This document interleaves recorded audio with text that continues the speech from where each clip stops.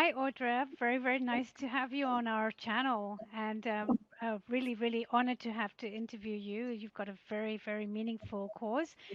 So, without further ado, for the audience, I'd like to ask you a little bit about who you are, who's Audra, your upbringing, and what were your influences. Sure. Hi everyone. I'm Audra. My name is Audra Gordon. I am from St. Vincent and the Grenadines, which is a tiny island in the Caribbean. I was raised in Brooklyn, New York, and have been in Hong Kong for the last 9 years, a bit over 9 years.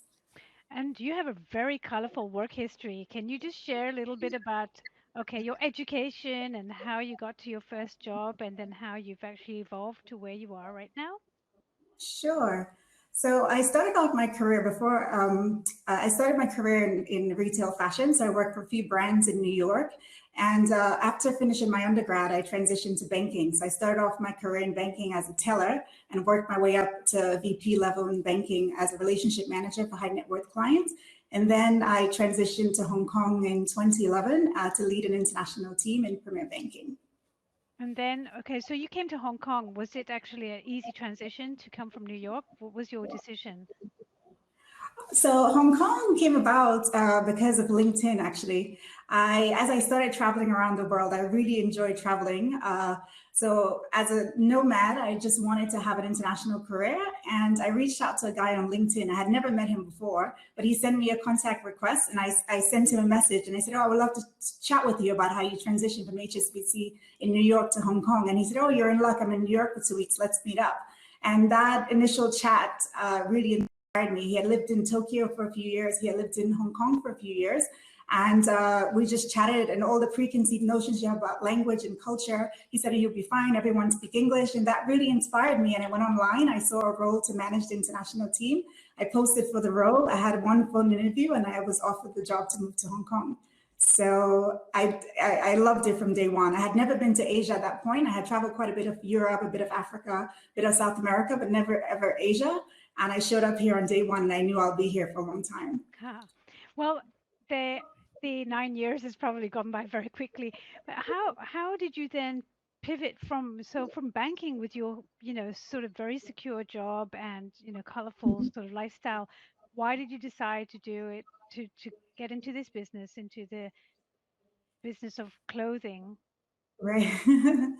So my grandmother was a seamstress. So I grew up with lots of colorful fabric, all, in the Caribbean. My mom also worked in fashion. So quite a few of my family members worked in fashion. So I started off, like I said, in retail. So I really love fashion, but everyone makes you feel like fashion is not a real career. You need something serious. You need to be a lawyer, a banker, a doctor. You need to be, have a serious career path. So I transitioned to banking. And then after I decided to take a career break to do my MBA full time, I just thought, let me explore other industries. And during the MBA, we did quite a few case studies on fashion brands. And so that ignited my interest again in fashion. And I did an internship back in Ghana. I transitioned to Ghana for a summer. And that's when I started, chatting with people about, fashion in West Africa. And I met a girl, and she said to me, I own nothing black. We were just chatting about our love for color. I love colorful fabric. It just makes me come alive when I wear colorful clothing. So we just started having a conversation about this. And she said, I own nothing black. She said, there's not a black shoe, not a black purse. There's absolutely nothing black in my wardrobe. And I said to her, like at work, all of my clothes were black or gray or navy, but outside of work, I was very, very colorful. And that's when the idea just popped into my head. Why not create a brand and merge my love of travel and fashion together to create a resort wear for people who love color? And that's where the idea was born, and came back to Hong Kong and decided to leverage my network and find some suppliers to get it started. I know that you have a very, very strong undercurrent calling. It wasn't just for the sake of being in fashion itself. There was a strong anchoring reason. Can you please share a little bit about that? Sure. So I did a bit of sourcing. Like after my MBA, I did a bit of sourcing between Asia and Africa. So I started getting a lot of requests for products, across the continent. They were reaching out to me asking for suppliers. So because of those days of sourcing, someone connected me with someone in South Africa, and they reached out to me asking, can you help me source some machinery to deal with the textile waste problem in Africa? So I knew there was a lot of waste because of fast fashion, but I didn't know the magnitude of it. And I didn't realize how much it impacted the African continent, where so much secondhand clothes is being dumped in the continent. And, so I felt really triggered by it, because now I've traveled to 26 countries in Africa, where I stayed with local families every step along the way. And it really triggered me. I kept feeling like I need to do something about it. Like, how do I make a difference? So this is why I decided to focus on, textile waste. How do I design pieces that will last for a longer time so it doesn't end up in the landfills? So this is what I became passionate about, reducing waste, and also size inclusion became, important to me, because living in Asia for the last 9 years, well, I started a brand a few years ago, but living in Asia for a long time, finding, dresses that were long enough. I'm 5'9", and finding maxi dresses or clothing that fits has always been a challenge. And so all of my expat friends feel the same way. And I just felt like, how do we solve this problem? How do we create pieces that would actually fit so that it doesn't end up in a landfill, and you have pieces that make you feel good, that make you feel empowered? So this is the premise behind the brand. But so you did start off with already knowing that you had that pain point, and that your friends with oversized or being too tall, that didn't have the source of the right clothing. Correct, correct. Even for sizes, I will walk into a shop and they say, it's not your size, you cannot try on. So it was very frustrating for quite a few years. You could only shop when you're traveling or online. I just thought, how do we solve this pain point? So that's a really great idea. So your colors and your shades, do you have black in your designs at all? Absolutely not. So I have 4 brand colors. I have orange, blue, green, yellow. So those are the 4 brand colors. I've added white. A few people have asked for black, and I said absolutely no black. But white is bright, and it's nice for summer and for travel. And I thought I'll add white as a subtle color. But the actual other 3 colors are my flag, my country flag. So St. Vincent and the Grenadine flag has blue, yellow, green, and orange is my favorite color. And I just thought the colors will you can use it for any skin tone. You have a color that works for the skin tone. So I thought, those are great colors to start with.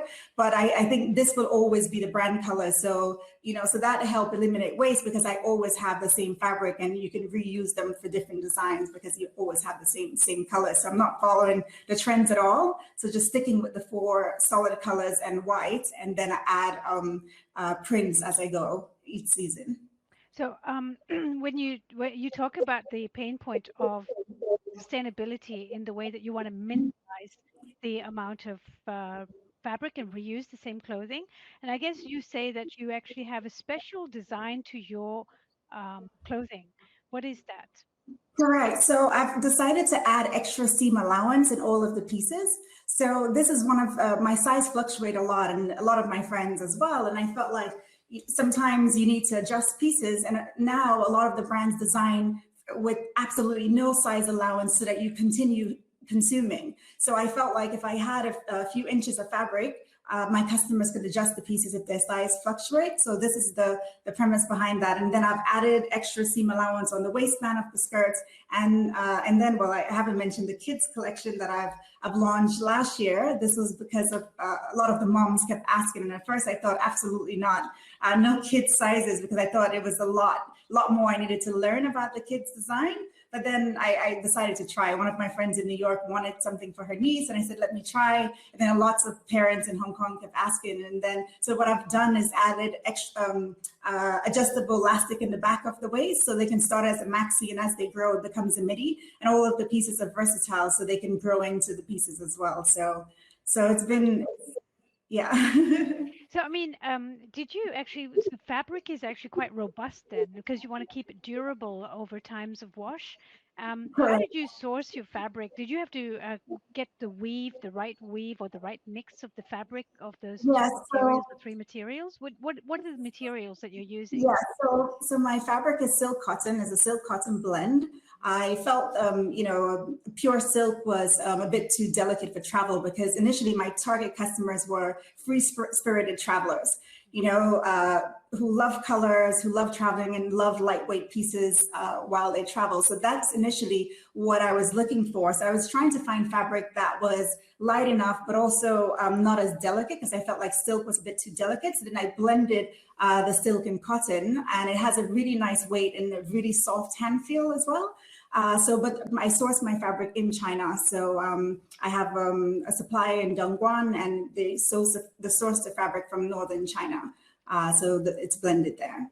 So is there, have you assessed their sustainable footprint when you're actually choosing the factory that you get your supplies Yes, from? absolutely. So the first factory I was working with, when I went into Shenzhen, I had a contact here in Hong Kong, and they gave me a factory in Shenzhen. When I went there, he said, "Oh, where are you from?" I said, "I'm from the Caribbean." He said, "I lived in the Caribbean. I set up a denim factory in Haiti 30 years ago." Oh, This is wow. how we connected. Yeah, this is how we connected. So he has been, a really big source for me in terms of connecting me to suppliers. And so I was able to go there and visit their facility. So they do have, a very robust system in terms of dyeing and, being able to centralize where the water goes back. I think there's a central system in Dongguan area that goes back to, one factory that processes the water after dyeing. So I was pretty pleased with their process. Yeah. I mean, when you first MVP, did you actually do your own funding or did you find some investors quite fast? No, I actually haven't. I haven't raised capital at all. I've just used my own savings and some of my retirement. I was so inspired when I went into Shenzhen, and that's one of the biggest challenges I'm facing right now. Everyone is missing traveling. I don't really miss traveling as much. I felt like I've seen so much of the world already. I've already done 76 countries around the world, but I do miss going into Shenzhen because it was only an hour on the train to the factory, and you can go there and get inspiration and just be there and be in the sample room and be in the factory. So that's the one thing that I miss, being able to just go there and building that network and connecting with people there. So I hope to be able to get back in, soon. I'm curious to know, I didn't ask you this question, but for me, it's a practical thing. How wrinkle-free is your fabric? Yeah, so because it's natural fiber, you do have to steam it, but it has a really nice wrinkle. It's not processed, like polyester, where you process the polyester where it doesn't have as much wrinkle. But because it's silk cotton, I didn't process. There's no process really to make it wrinkle free. So that was one of the issues that I had in the beginning. But I decided that polyester was plastic and I didn't want to use that. So I felt like this was a compromise, but it's still light, and even with small amount of wrinkles, it still works. It looks very, Mhm. very pretty. I'm envious. I might get one from Thank you. you.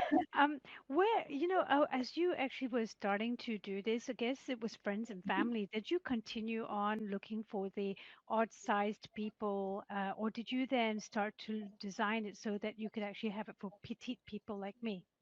Yes. So initially, when I launched, I had three lengths because like I said, because a lot of brands do different sizes or have a size inclusive brand, but I felt like height inclusion was important to me, especially as a taller person, not being able to find heights. But dresses that were long enough. But I felt that initially I had three lengths, and then I realized a lot of the local market were a bit shorter. So then I added a petite. So petite is for someone 5 feet, short is 5'4", regular is 5'8", and tall is 6 feet. But if you're in between sizes, I can customize it within 2 to 3 weeks. It's production time for me to produce pieces in your size. So Wow, 2 to 3 weeks. That's actually very different to the shopping habits of consumers nowadays. It's instant gratification.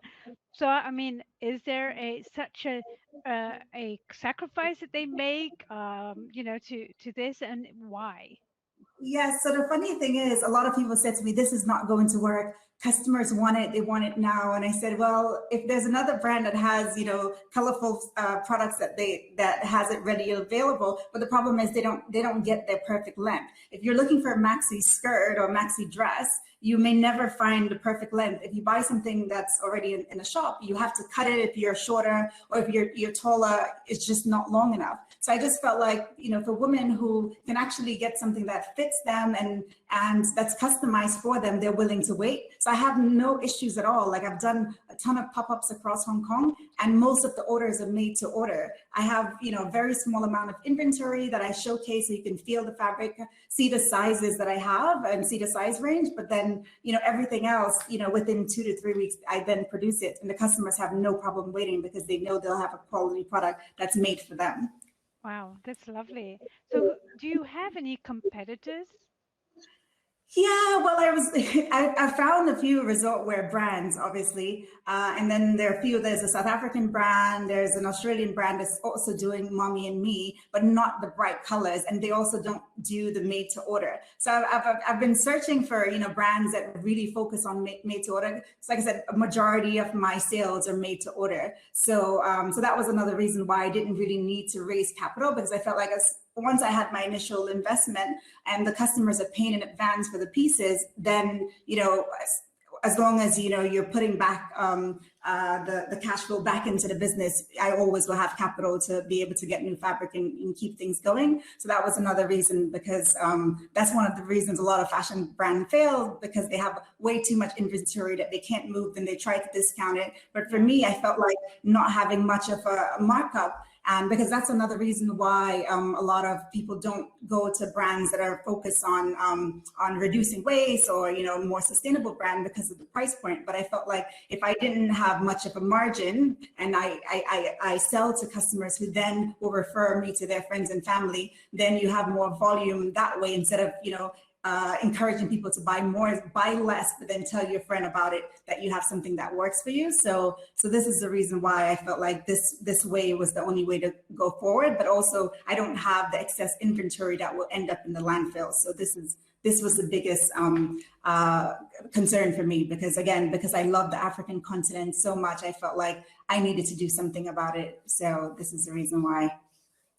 So it is really amplifying your message and trying to get, I mean, you're competing against the brands, the big brands that give you instant satisfaction, being satisfied to get it off the rack right now, Mhm. wear it. So Mhm. then you're going against the current, but how are you educating the community? Are you sharing the stats of what's happening in Africa to really make them resonate with your message? Yeah, so the funny thing is, everyone said to me, "You need to stop showing videos of the landfills in Africa," because again, a lot of people don't understand that there's always encouragement for you to donate pieces or donate your used clothes, but a lot of people don't understand the entire cycle and where it goes. So a lot of the stuff that you donate gets sold in bales, and it end up in Africa, and 40% of the products that come in are discarded. So where they're out of space, a lot of stuff that's being burnt there. So I felt like, this is being burnt in my backyard. So, imagine living and you have a neighbor who, is just dumping things in your backyard. A lot of this waste is not kept in North America or in Europe. It just gets sent to Africa. So that's why I felt like I had to do something about it. Wow, really strong message. And I'm already getting goosebumps from just hearing this and starting to really think about, how responsible and the value chain. And so if that is the case, were you actually doing a lot of, are you advocating? Are you, getting people, are you getting KOLs, or are you getting people to actually advocate your brand and educate them in that way? Because, you know, you need activist groups and stuff like that. So Correct. where are you going with this? Yeah, so I'm actually looking for, for influencers to, to work with the brand. But most importantly, I've just found an organization called OR Foundation. It's run by Liz Ricketts. I actually just had a Zoom call with her a few weeks ago, and she's amazing. She's been doing amazing things in Ghana. Ghana has one of the largest secondhand trading market in West Africa. And so much of her work over the last 10 years, she's been, in Ghana, well, going back and forth between Ghana, Europe, and the US, and doing a lot of work there, helping the local people. And so she has a foundation that I'm looking to support. But what I've done is I've pledged 1% of my profit to organizations that's tackling the textile waste problem in Africa. So this is important to me. And there are lots of brands who, donate 1% to the planet, but I felt like Africa is normally, kept out of the conversation. And this is the continent that's most impacted by it. A very, very strong message. And I love that you're really giving back to advocate this through and through. Are you, Mm-hmm. when you did your, um, obviously it's China that you're actually doing sourcing. Was there any hurdles and pain points through this journey? Or, So in China, so the funny thing is I don't speak Mandarin at all. And I managed to navigate China over the last few years. I have been spending more time in China than I was in Hong Kong. Everyone said to me, do you still live in Hong Kong? Because I literally went there. I found the factory to work with and I stayed there. I went to the sample room every single day. So it's kind of an apprenticeship that I had there in China, and literally use WeChat and apps to speak into the apps in English and it translate back to Chinese. Because a lot of the factories I work with, they don't speak English at all, but I managed to navigate it. Even, since COVID and not being able to cross the border, I have such a strong network there where I'm still able to get, products done, and I'm able to still do my sourcing just from, leveraging my contacts in China. But again, a lot of the communication is done by WeChat, where everything is translated, from one language to the next. But I don't let that deter me at all. Like I felt like I was on a mission to, I just crossed the border, and every couple of days, like I said, I was going back and forth between Hong Kong and Shenzhen because I just had to get it done. So great. And how about you when you're connecting with your customers? Or you were doing pop-up shops before with some of correct. the hurdles or the pausing and the social distancing. Did you get orders in the interim time, or were they repeat orders for people who already had some of your products and then wanted to buy the same size? Or how is it to buy now? Do I need to do measurements and then send you an online Right. order? So actually, that's the next step in terms of incorporating technology, because what I realize, a lot of customers don't know their size. And this is a huge problem. Obviously, all the brands, they have their own grading rules and all the sizes are not in sync, where, you may not know what your size is. So once I receive orders, one of the first things I do is I confirm the orders. I let the customer know, just to let you know, a size small is a 36-inch bust and, a 30-inch waist. And I just wanted you to confirm. So a lot of them will say, oh, I don't have a tape measure, or, let me get back to you, because I want to make sure that I'm not producing pieces that then the customers have to return it. And that's another reason why I have a 2-week exchange policy instead of, having, a return policy where customers are just buying, and then I'm producing things that now needs to be in inventory. So I make sure that I have a robust process in terms of following up with the customers, making sure that we are ordering the correct sizes. And then like I said, the next step is to be able to have some sort of technology to be able to capture the sizes more accurately, so that I'm not, making pieces that are not, that doesn't fit. And then I now need to produce another piece. So this is the next step in terms of being able to use technology to capture these sizes. Great.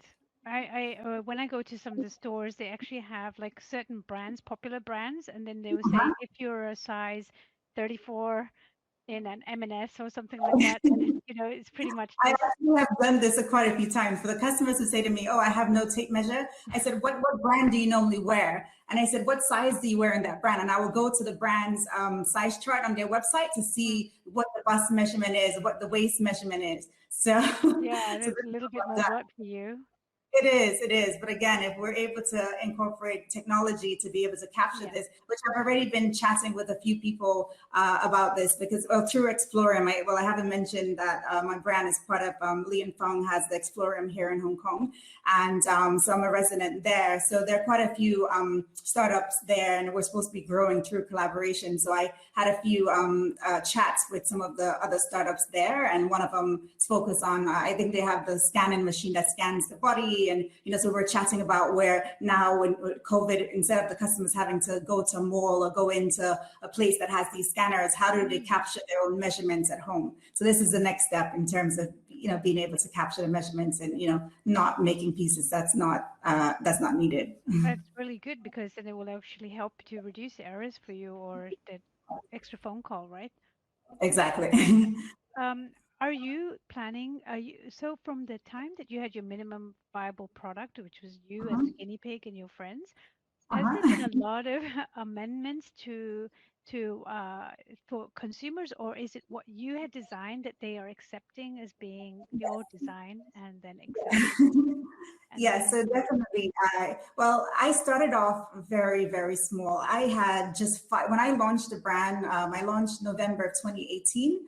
I launched with 5 pieces. So I always tell, other emerging designers, you don't need a huge collection to launch. You start where you are, you have a few styles, you test the market, and then you can always add to it. So literally, well, I was supposed to do 2 dresses, 2 skirts, 2 tops. And one of the tops, I didn't like the fit and I decided to remove it. And so I literally started with 5 pieces. And that initial pop-up that I had in Soho, some of the clients gave me feedback.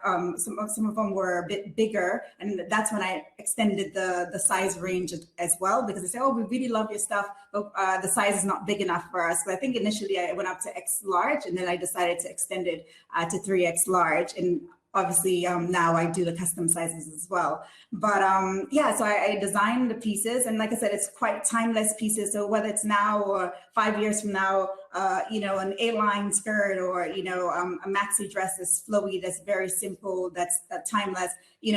It's not following any trends. It's just a very, very simple pieces. So the clients have been, very satisfied. But there are few who have asked for tweaks. So one client I have, I just went to Aberdeen to meet with her. She asked for a minor adjustment, and I felt like, oh, other clients may like this because what she asked for. I thought we can try this, and I did. And I went to her home to try it, and we kind of had like a one-on-one consultation to right. see, okay, do I add this into the collection? Because so these are the things that I do. Get a lot of feedback from the customers, and that's how I'm able to decide on the next collection and new designs that I'm working on at the moment, so we could release it in a few months.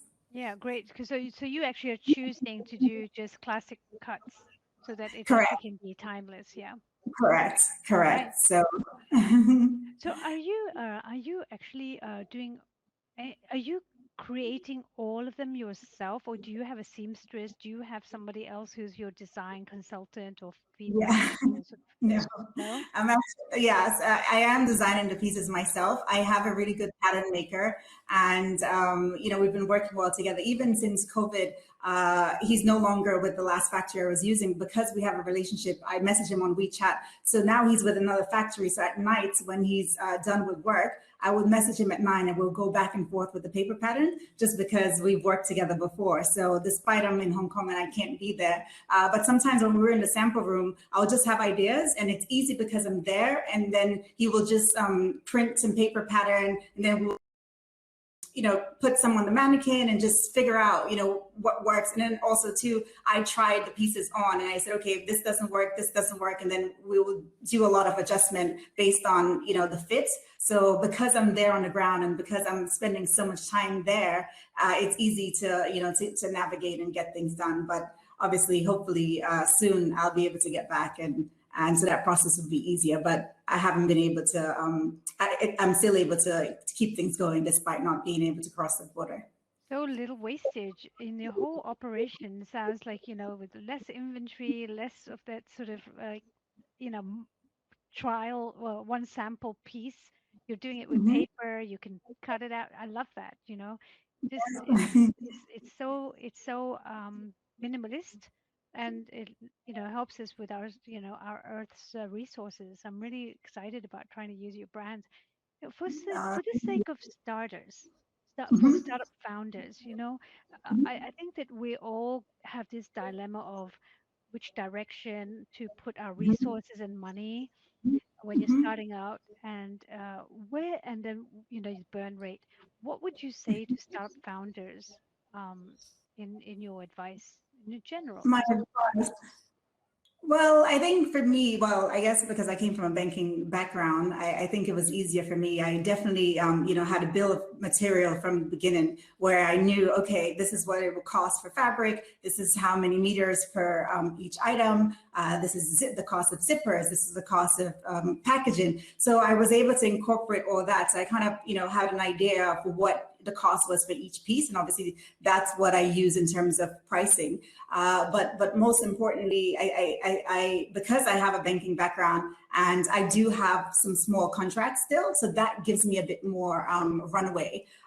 Because obviously last year a lot of that halted because of COVID, but now I have some small contracts that I can still work, and some financial services contracts, and then still work on the brand. So this is one of the reasons why I can continue going. But I would definitely say to startup founders to make sure that you have you calculate what you would need, and to give yourself enough time, or so that you can have the cash flow to keep going, or start raising capital, or get partners involved too who can help you in terms of scaling the brand.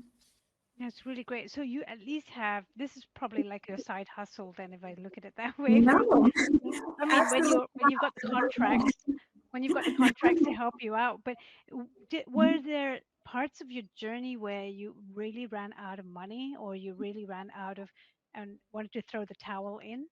Yes, absolutely. So last year, well, I haven't really told the story. I actually lost all of my fabric last year. So I traveled to Ghana in end of 2019 for a runway show, and I had about 80 pieces that needed to be done before I traveled, because I knew I would be gone for 3 to 4 weeks. I needed to get it done really quickly. So I had a referral, and again, I went in, I vetted the factory, I went into to Dongguan and used a new factory, and I left 5 rolls of fabric there. And obviously, since COVID, I haven't been able to go back, and the fabric just mysteriously disappeared. Oh, wow. So yeah, which, like I said, I normally don't talk about it, because once it happened, I felt like I've worked too hard to let this derail me. I have to figure out how to keep going. So again, so I decided, okay, let me contact the suppliers. Let me, assess how much fabric do I need to get things going again. And, again, when everyone was panicking about, COVID and everything shutting down, I didn't panic at all, because I didn't have any inventory. At that point, I started ordering labels for the kids' collection, because I said for years, I've been saying, you're producing too much, you're producing too much. And now with COVID, that just highlighted how much, brands were producing. And I didn't have that issue at all. So because of that, I was able to, to restart. And, because I already had suppliers, I went back to the previous factory I was using, and now I'm able to get things going again. But, it was really, really, really tough, because again, I had to find the capital to get things started again from zero. And yeah, so thank God I was able to, to find some small contracts. But again, my mom, my friends, they all pitched in and said, okay, we need dresses. Even though you don't have fabric now, we'll order in advance. I managed to get enough capital. So because I haven't raised any capital at all for the brand, but I just felt like, once I had enough orders, that would keep things going. So I managed to start things again. And so I can reinvest, like I said, the sales, the profits back into the business. And now I have a small contract that will help cover overhead and my other expenses. But is there an underlying resilience that you had to sort of anchor to in these turbulent times, to say, yeah, I want to keep going? I mean, it has to be a Yes, strong why.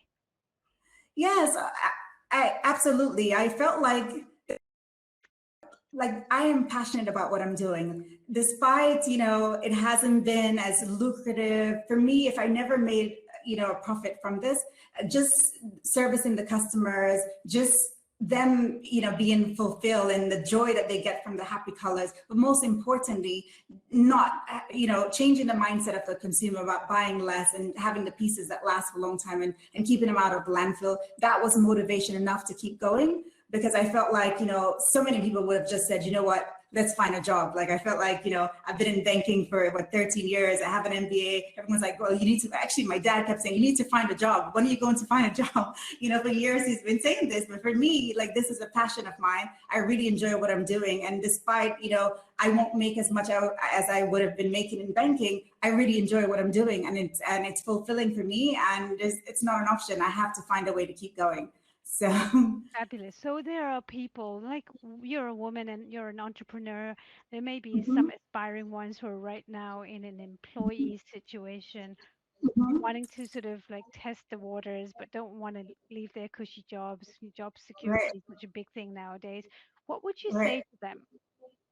No, I definitely recommend it. If you have a job and you can do something that you love on the side until you have enough income to be able to make this your full-time job, I definitely recommend it. But for me, had I been working full-time, the time that I spent the last 2 years in China, going to fabric market, feeling fabric, building that relationship with the factory, with the suppliers, I would not have been able to do that had I been working full time. So I definitely recommend it. If you, if you do have a full-time job and you have that income coming in and you can continue doing that and fulfill, follow your passion on the side, I will recommend that, because obviously, in terms of, having cash flow to keep things going, I think it definitely helps. But for me, because I had already taken that career break to do an MBA, and then I didn't go back to full-time work, since then I've been, just consulting on my, on my own. So I felt like there was no option other than going there and going all in and, getting it done. So, two more questions, and then we'll take it to the floor.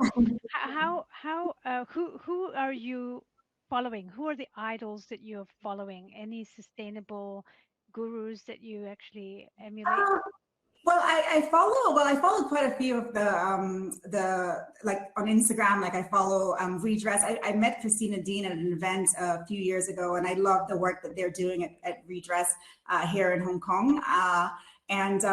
So there's Fashion for Good. I follow quite a few, and now on Clubhouse, there are quite a few sustainability groups. So I've been listening in on the conversations that's happening there. But I feel like I need to amplify my voice about, bringing Africa into the conversation, because I felt like there are lots of conversation happening around sustainability, but, Africa is being left out of it, and that's the continent that's being affected the most.